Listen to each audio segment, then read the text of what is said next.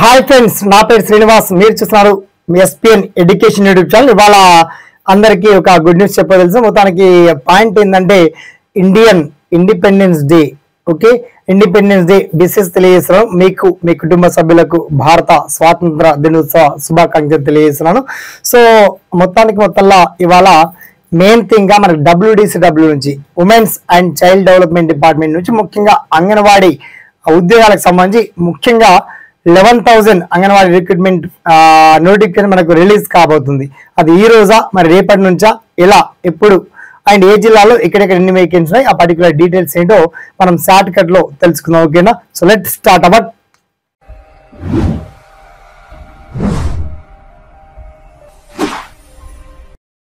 Friends, మొత్తానికి మహిళా అభ్యర్థులకి వాళ్ళ స్వాతంత్ర దినోత్సవం వేళ ఒక గుడ్ న్యూస్ అని చెప్పొచ్చు. Point of way and reason of way ఏంటిదంటే టైప్ ఆఫ్ జాబ్స్ ఏంటి సార్ అంటే ఇందులో 11,000 పోస్టులు ఉన్నాయండి. మొత్తానికి మనకి 11,000 పోస్టులో అంగన్వాడీ ఉద్యోగాలు, ఇందులో అంగన్వాడీ సూపర్వైజర్ పోస్టులు, అంగన్వాడీ టీచర్ రిక్రూట్మెంట్, తర్వాత mini anganwadi teachers, anganwadi worker, anganwadi helper, anganwadi ఆయా ఉద్యోగాలు. సో చిన్న పోస్టులకు అయితే మామూలుగా అంగన్వాడీ ఆయా, అంగన్వాడీ వర్కర్లకు 5th క్లాస్ పాస్ అయినా 7th క్లాస్ ఫెయిల్ అయినా పర్వాలేదు. పాస్ అయితే ప్రాబ్లం కావచ్చు, ఫెయిల్ అయినా పర్వాలేదు.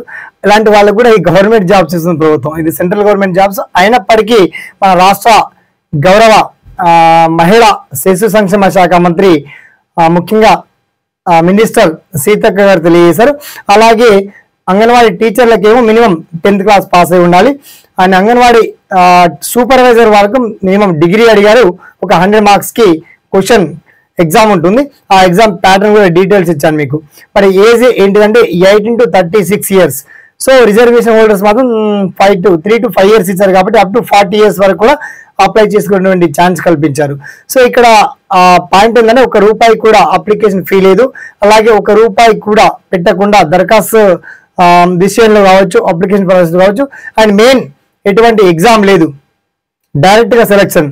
అంటే మీకు SSCలో 10th క్లాస్ సెకండరీ గ్రేడ్ స్కూల్లో వచ్చినటువంటి మార్క్స్ ఆధారంగా అండ్ ఏజ్ లో సీనియారిటీ ఆధారంగా, తర్వాత లోకల్ క్యాండిడేట్స్ మీ ఊళ్ళో మీ విలేజ్ లో మీకే ఫస్ట్ ప్రియారిటీ ఇస్తారు. ఆ ప్రియారిటీ ప్రకారమే పర్ఫార్మెన్స్ ఇస్తారు కాబట్టి అండ్ ఎటువంటి ఎగ్జామ్స్ ఉండదు కాబట్టి వన్స్ మీ విలేజ్ లో వేకెంట్ ఉందా లేదా చెక్ చేసుకోవాలంటే ఎలా సార్, మరి లింక్ ఇవ్వండి, ఫ్రెష్ గా నోటిఫికేషన్ వచ్చిన తర్వాత ఆ లింక్ గురించి అప్డేట్ చేయండి అని చెప్పి చాలా మంది సోదరులు ఆన్సర్ అయ్యారు.